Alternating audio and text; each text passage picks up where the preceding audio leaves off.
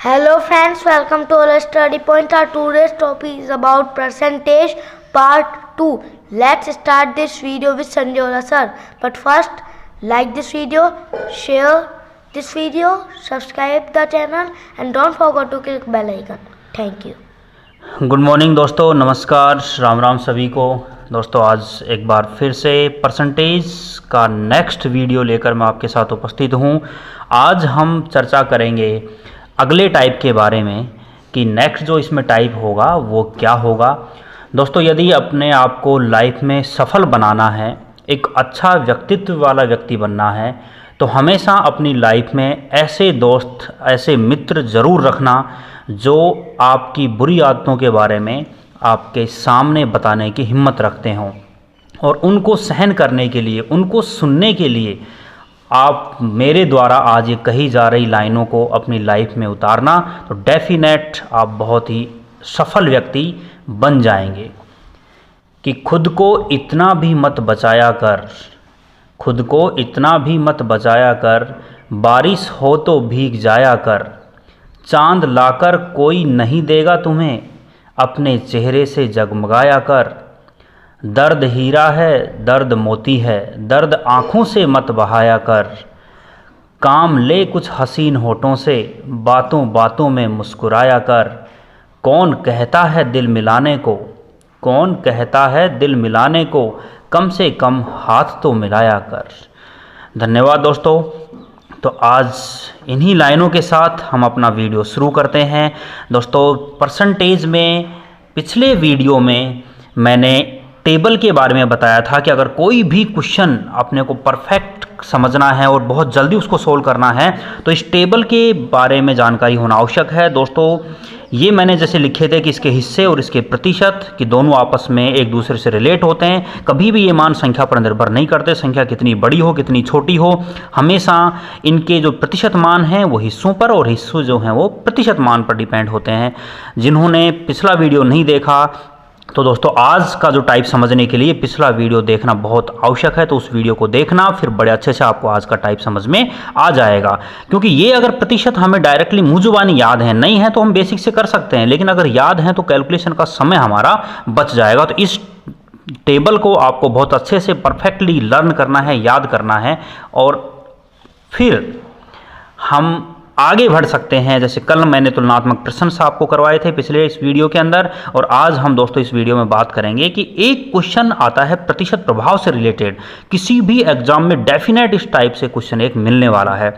तो दोस्तों प्रतिशत प्रभाव क्या होता है कि कोई भी मूल संख्या के अंदर या किसी वस्तु के मान में, उसके मूल्य में लगातार कुछ कमी कुछ वृद्धियां कर दी जाएं या कुछ लाभ हो कुछ हानि हो, तो अंत में हमसे पूछा जाता है कि कुल मिलाकर उस संख्या के मूल मान में क्या परिवर्तन हुआ, कितना प्रतिशत वृद्धि हुई या कितना प्रतिशत कमी हुई।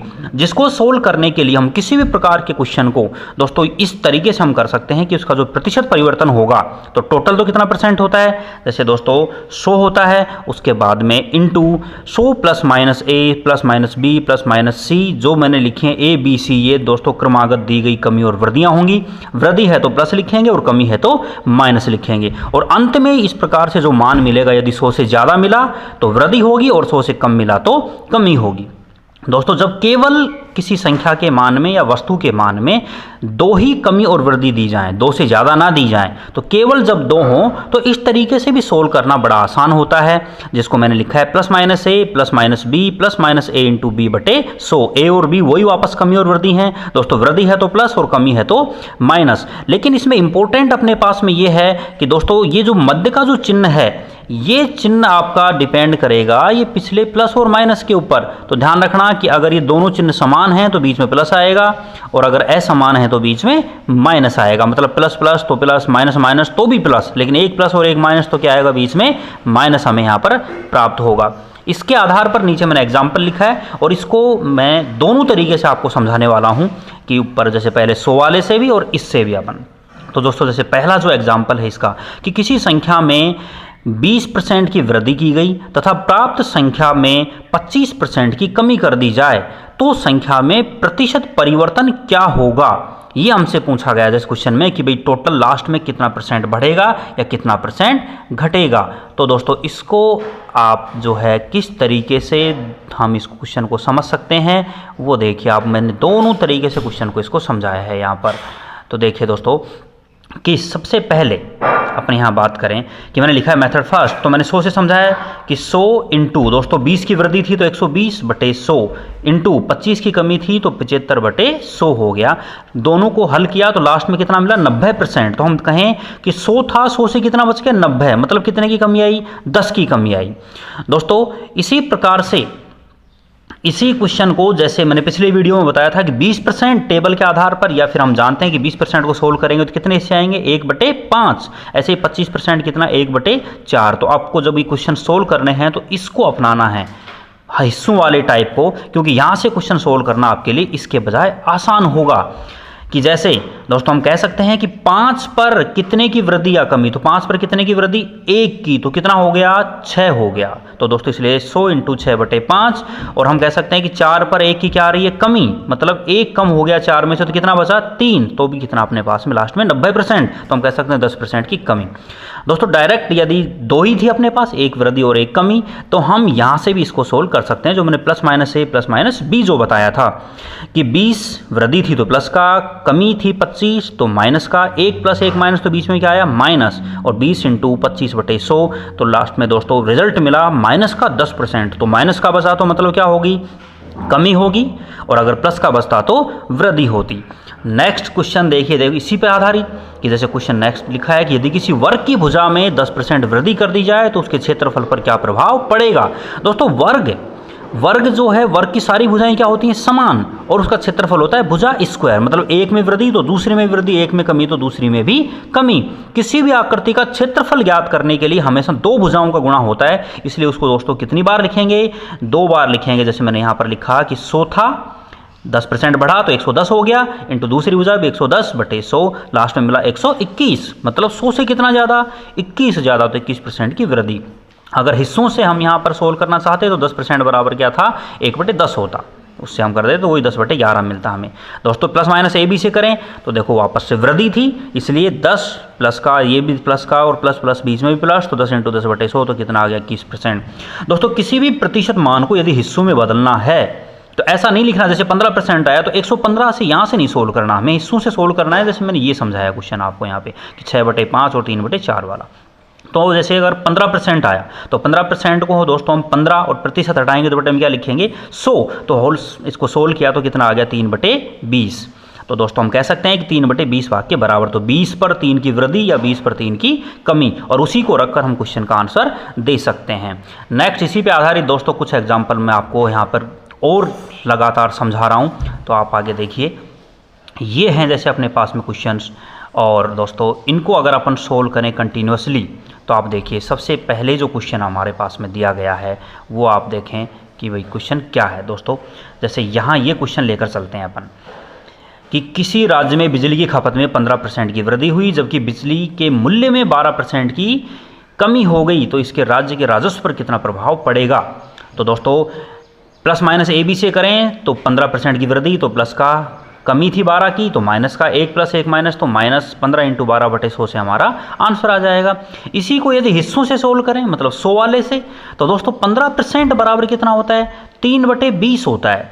तो मैं कहूँ कि 15 की वृद्धि तो 20 पर 3 की वृद्धि तो कितना हो गया 23, तो 23/20 हो गया।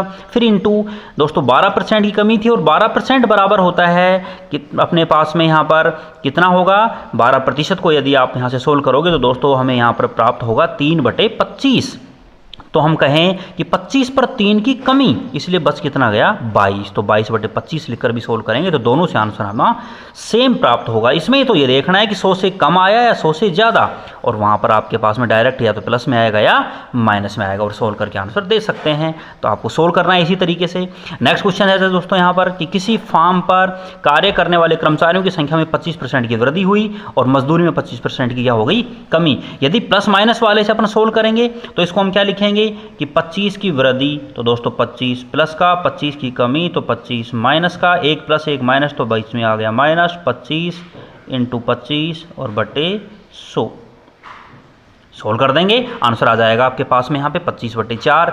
इसी प्रकार से यदि आपको हिस्सों से सोल्व करना है तो हम लिखेंगे दोस्तों कि 25% का जो हिस्सा होता है वो क्या होता है, 1/4 होता है। तो हम कहें कि 4 पर 1 किया तो वृद्धि या 4 पर 1 की कमी। और जब 100 से सोल्व करेंगे तो हम लिखेंगे 100 इंटू, पहले वृद्धि थी तो 4 पर 1 की वृद्धि तो क्या आएगा 5/4, और इंटू फिर 4 पर 1 की कमी तो 3/4। और इसे भी सोल्व करोगे आप तो देख सकते हो यहाँ पर वही आंसर आपको बाद में दोस्तों मिलने वाला है। एज इट इज आंसर हमें इसमें प्राप्त होगा, उसमें कहीं कोई कन्फ्यूजन की स्थिति नहीं आएगी। नेक्स्ट क्वेश्चन देखिए कि यदि एक संख्या में 25% की वापस वृद्धि हो गई, और ये भी सेम वही क्वेश्चन है, एक बार कमी और एक बार वृद्धि, लेकिन अब संख्या में दे दी तो वापस सेम आपके पास आंसर होगा 25/4 ही, लेकिन उसको जब सोल्व करोगे तो 6 से 1/4 हमें प्राप्त हो जाएगा। आगे क्वेश्चन अपन देखें दोस्तों कि जैसे अगर मैं यहाँ पर इस क्वेश्चन की बात कर लूँ इस तरफ कि जैसे यदि एक गोलक की त्रिज्या में 25% की वृद्धि की गई तो दोस्तों उसके आयतन में एक प्रतिशत प्रभाव हमसे पूछा गया। दोस्तों आयतन जो है तो किसी भी आकृति का आयतन 3 भुजाओं का गुणा होता है और क्षेत्रफल 2 भुजाओं का। तो क्षेत्रफल आएगा तो 2 बार लिखेंगे और आयतन आएगा तो 3 बार लिखेंगे। तो इसको यदि अपन यहाँ पर 100 से सोल्व करना चाहें तो या तो अपन दोस्तों इसके प्रतिशत हिस्से ले लें कि दोस्तों 50% बराबर क्या होता है, 1/2 होता है। तो इसको हम जब यहाँ पर सोल्व करेंगे तो सोल्व किस तरीके से होगा कि हम लिखेंगे फिर 100 और दोस्तों या तो 150/100 इंटू 150/100 इंटू 150/100, मतलब 3 बार इसको लिखना है अपने को। और जब हम सोल्व करेंगे तब हमें लास्ट में या तो 100 से ज़्यादा या 100 से कम, चूँकि वृद्धि है और दोस्तों गोले का आयतन में πr³ होता है, इसलिए त्रिज्या को ही 3 बार अपन लिखेंगे यहाँ पर।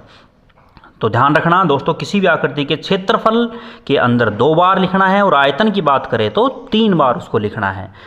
नेक्स्ट क्वेश्चन है दोस्तों इसी पर आधारित, जैसे यहाँ पर दिया गया कि एक संख्या में पहले 20% की वृद्धि तथा फिर 20% की वापस से वृद्धि कर दी गई, तो बढ़ी हुई संख्या को कितना प्रतिशत कम किया जाए ताकि प्रारंभिक संख्या के बराबर हो जाए। इसमें दोनों क्वेश्चन दे दिए दोस्तों, एक तो तुलनात्मक क्वेश्चन भी और एक प्रतिशत प्रभाव भी। तो पहले प्रतिशत प्रभाव से इसको सोल्व करेंगे तो दोस्तों आपको यहाँ पर प्राप्त होगा 44% कि 44 जो % की क्या होगी टोटल वृद्धि। फिर क्वेश्चन में कहा गया कि अब जो है अब हम इसको इस तरीके से समझेंगे कि टोटल वृद्धि होगी 44% की, अब कितने की कमी की जाए। तो पिछले वीडियो में मैंने बताया था कि कितने की कमी की जाए। कमी है तो हम क्या कर देंगे दोस्तों कि कमी या वृद्धि तो जो का तो कि 44, और कमी है तो क्या होता है माइनस होता है अपने पास। तो 100 में से यदि आप 44 घटाओगे तो दोस्तों क्या बचेगा 56, और इंटू क्या कर देंगे 100 कर देंगे, और सोल्व करने पर हमें आंसर प्राप्त हो जाएगा। उसी प्रकार नेक्स्ट क्वेश्चन है दोस्तों कि व्यंजक x y स्क्वायर में दोनों चरों x तथा y के मानों में 20% की कमी की गई, इसके व्यंजक के मान में कितने की कमी होगी। ध्यान रखना दोस्तों दोनों ही चरों में क्या हो रही है 20% की कमी हो रही है। अब कमी हो रही है तो माइनस करेंगे, और लेकिन लिखना कितनी बार है वो आप देखेंगे तो दोस्तों इसके अंदर आप देखिए कितनी बार है, x 1 बार है और y 2 बार, इसलिए टोटल कितना हो गया 3 बार इसको अपन यहाँ पर लिखेंगे। और 3 बार लिखने के बाद में हमें यहाँ पर आंसर प्राप्त होगा कि जैसे आप इसको 3 बार यदि लिखोगे तो आप लिख सकते हो कि 100 इंटू 80/100 इंटू 80/100 और इंटू 80/100। 3 बार इसको लिखना है दोस्तों, और 3 बार लिखने के बाद में लास्ट में जो आंसर हमें मिलेगा वही हमारा आंसर होगा कि 100 से कितना कम, क्योंकि कमी दी गई तो निश्चित है कि कमी होनी है, कि हम देखेंगे कि 100 से कितना कम है वही हमारा क्या होगा इसके अंदर आंसर होगा दोस्तों। तो इन पे आधारित दोस्तों आप क्वेश्चंस यहाँ पर कर सकते हैं। किसी भी प्रकार का क्वेश्चन होगा दोस्तों जब प्रतिशत की बात करेगी क्या जाएगा क्वेश्चन के अंदर तो हम 100 लेंगे, और यदि कहीं पर राशियों की बात की जाएगी तो हम वो राशियाँ ले लेंगे, मूल्य ले लेंगे। जैसे इसी प्रतिशत प्रभाव पर आधारित हमारे पास में आगे पूरी अर्थमेटिक के अंदर चाहे दोस्तों वो लाभ हानि का क्वेश्चन होगा, चाहे इसमें प्रतिशत में आगे टाइप के क्वेश्चन होंगे, चाहे वो ब्याज के क्वेश्चन आएंगे, चाहे अनुपात समानुपात के आएंगे, मिश्रण के आएंगे, सभी क्वेश्चंस को हमें इस तरीके से करना है 100 वाले तरीके से, जो मैंने बताया कि 100 इंटू 100 प्लस माइनस कमी या वृद्धि वाला जो है जितनी बार है उसको उतनी बार लिख देंगे। दोस्तों प्रतिशत पूछेगा तो ध्यान रखना 100 लेंगे, और यदि राशियाँ रुपए मूल्य पूछे जाएंगे तो उसी आधार पर यहाँ पर राशि रख देंगे या रुपए रख देंगे, मूल्य रख देंगे, संख्या रख देंगे, और लास्ट में जो मान मिलेगा वो अंतिम मान होगा, और उसी प्रकार अपन इनको सोल्व करते चलेंगे। तो दोस्तों अगेन आज के लिए मैं कहूँगा कि दोस्तों यदि वीडियो अच्छा लगा हो, और इसमें से ध्यान रखना कि एक क्वेश्चन निश्चित रूप से आना है प्रतिशत प्रभाव में से। तो दोस्तों वीडियो यदि अच्छा लगा है तो चैनल को सब्सक्राइब करना ना भूलें, सब्सक्राइब करें, बेल आइकन दबाएं, लाइक करें और अपने कमेंट्स ज़रूर वीडियो देखने के बाद डालें कि जिससे मैं कहीं पर अगर सुधार करने की गुंजाइश हो तो मैं और सुधार कर सकूं। और दोस्तों वीडियो को ज़्यादा से ज़्यादा शेयर करना है, क्योंकि आप जब शेयर करेंगे तो ही अपने दोस्तों को ज़्यादा से ज़्यादा फ़ायदा मिल सकता है। तो दोस्तों एक बार फिर से धन्यवाद।